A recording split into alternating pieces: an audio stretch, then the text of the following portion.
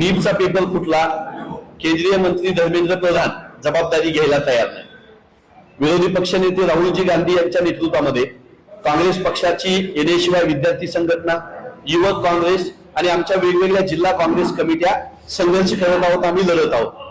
23 लाखांपेक्षा जास्त विद्यार्थ्यांच्या आयुष्याशी खेळ करणाऱ्या केंद्र सरकारच्या धर्मेंद्र प्रधान नावाच्या मंत्र्याने राजीनामा द्यावा, यासाठी आम्ही काँग्रेस पक्षाची मंडळी संसदेमध्ये भांडू, रस्त्यावर भांडू। या नीट प्रकरणी आम्ही भांडत असतानाच काल महाराष्ट्रामध्ये टीईटीचा पेपर परीक्षा परिषदेला रद्द करावा लागला। महाराष्ट्र सरकारसाठी, देवेंद्रजी फडणवीसांसाठी ही नामुष्कीची गोष्ट आहे।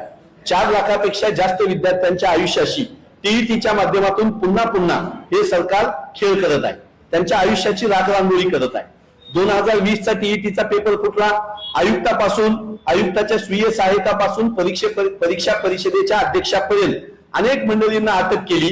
त्याच पुढे काय झालं, ती केस कुठपर्यंत आली, त्याच्यात कोणाला तुम्ही दोषी धरलं, याचं काहीही उत्तर देवेंद्रजी द्यायला तयार नाही। मागच्या अधिवेशनामध्ये पेपर फुटी प्रकरणी कडक कायदा करतो असं छाती भरवून देवेंद्र फडणवीसांनी महाराष्ट्राला सांगितलं। त्या नेमकं कायद्याचा उपयोग काय झाला, तो कायदा केलेला असताना सुद्धा 2026 ला टीईटीचा पेपर फुटतो। शिक्षण मंत्री दादा भुसे असतील, शिक्षण आयुक्त असतील, यांनी नैतिक जबाबदारी घेऊन राजीनामा दिला पाहिजे आणि भारतीय जनता पक्षानं विद्यार्थ्यांच्या आयुष्याशी खेळ करायचं थांबवलं पाहिजे। धर्मेंद्र प्रधानचा राजीनामा झाला पाहिजे, महाराष्ट्रामध्ये दादा भुसेंचा राजीनामा झाला पाहिजे।